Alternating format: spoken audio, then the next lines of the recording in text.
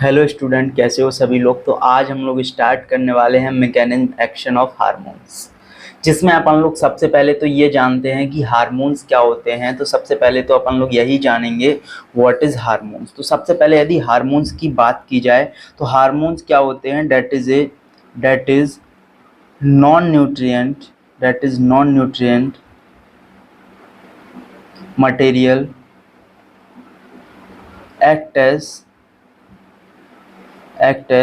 Intercellular substance, ठीक है, जो किसकी तरह वर्क करते हैं, that is work an intercellular substance, ठीक है। दूसरा पॉइंट्स आता है हार्मोन्स के बारे में कि टर्म हार्मोन्स किसने दिया है, that is given by Starling, ठीक है। किसने दिया है, that is given by Starling, ठीक है। अब नेक्स्ट पॉइंट और आ जाता है कि हार्मोन्स की डिस्कवरी किसने की है, हु डिस्कवर्ड हार्मोन्स। तो ये डिस्कवरी किसने की है, ये डिस्कवरी की हुई है स्टार्लिंग एंड बायलिस, ठीक है। दो साइंटिस्टों ने मिलके इसकी डिस्कवरीज को किया हुआ है, ठीक है। ये हो गई बात हार्मोन्स की। अब देखो अपन लोग मैकेनिज्म एक्शन में दो तरीके के हार्मोन्स को पढ़ने वाले हैं। एक तो होते हैं that is a lipid soluble, और दूसरे कौन से होते हैं, और दूसरे होते हैं हमारे पास लिपिड इनसॉल्युबल, ठीक है। तो हमें दो तरीके के एक्शंस को पढ़ना है, एक पढ़ना है लिपिड सॉल्युबल और एक पढ़ना है लिपिड इनसॉल्युबल, ठीक है। तो सबसे पहले यदि हम लोग लिपिड इनसॉल्युबल की बात करते हैं तो कौन कौन से इसमें हार्मोन्स आ जाते हैं, तो इसके अंदर हार्मोन्स आते हैं आयोडोथायरॉक्सिन, ठीक है। तो आयोडोथायरॉक्सिन में दो हार्मोन्स होते हैं, एक होता है T3 और एक होता है T4, ठीक है। इसके बाद होता है स्टीरॉयड में जितने भी हार्मोन्स होते हैं दैट इज सेक्स हार्मोन्स, ठीक है। तो सभी सेक्स हार्मोन्स, कॉर्टिकॉइड्स, वो हार्मोन्स आ जाते हैं हमारे लिपिड सॉल्युबल के अंदर। इसके बाद बात आती है एक मिनट। तो ये आ जाते हैं हमारे लिपिड सॉल्युबल, और दूसरा जो दिया हुआ है दैट इज लिपिड इनसॉल्युबल, जिसको मैं लिखना भूल गया, एक मिनट में सही कर लेता हूँ, ठीक है, 1 मिनट। तो ये हो जाएगा आपका लिपिड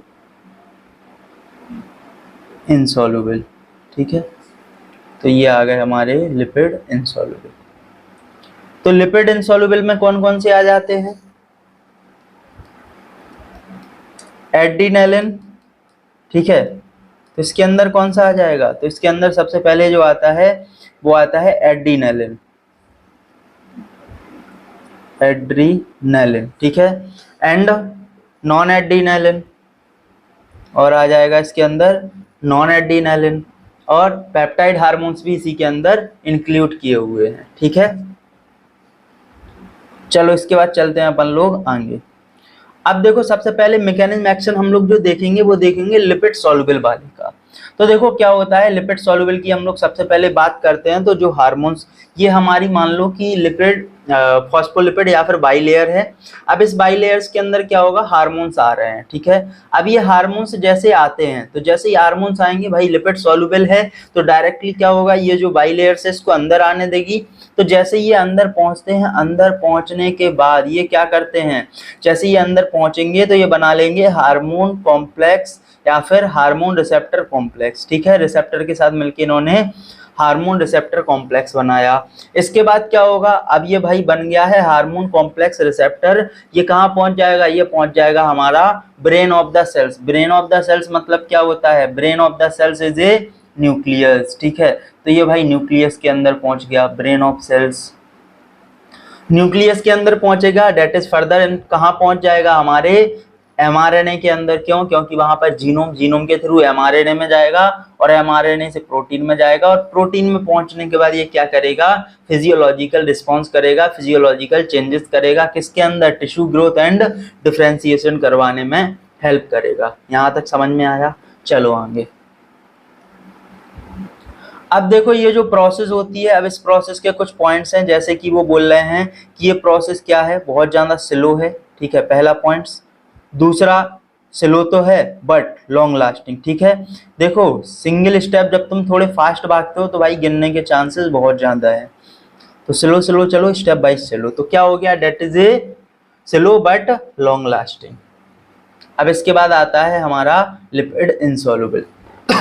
अब देखो लिपिड इनसॉल्युबल है तो भाई अंदर तो आने नहीं देगा, ये अंदर आने नहीं देगा हमारे हार्मोन्स को। तो भाई यहाँ पर है हमारे हार्मोन्स, ठीक है, ये हमारे हार्मोन्स। ये हार्मोन्स कैसे हैं, ये हार्मोन्स हैं हमारे कैसे, लिपिड सॉल्युबल होंगे, लिपिड इनसॉल्युबल होंगे, that is a lipid insoluble, ठीक है। अब ये जो लिपिड इनसॉल्युबल हार्मोन्स हैं, अब ये लिपिड इनसॉल्युबल हार्मोन्स क्या होगा, आपको अंदर आएंगे नहीं आएंगे, देखो लिपिड इनसॉल्युबल है।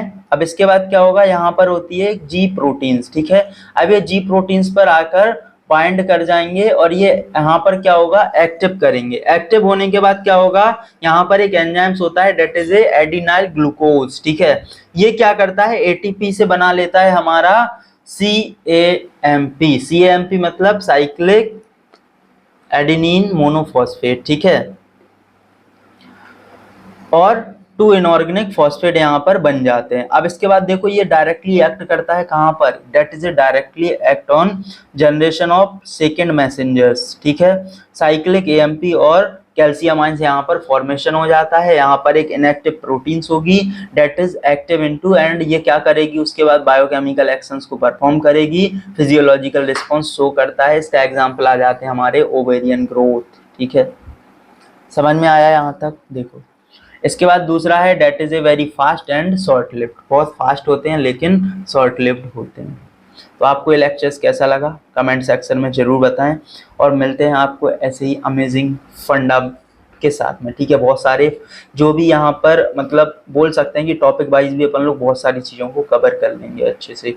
यदि समझ में नहीं आया तो मुझे कमेंट करके बताना, मैं फिर से आप लोगों को कहीं ना कहीं पे समझा दूंगा। Thank you so much.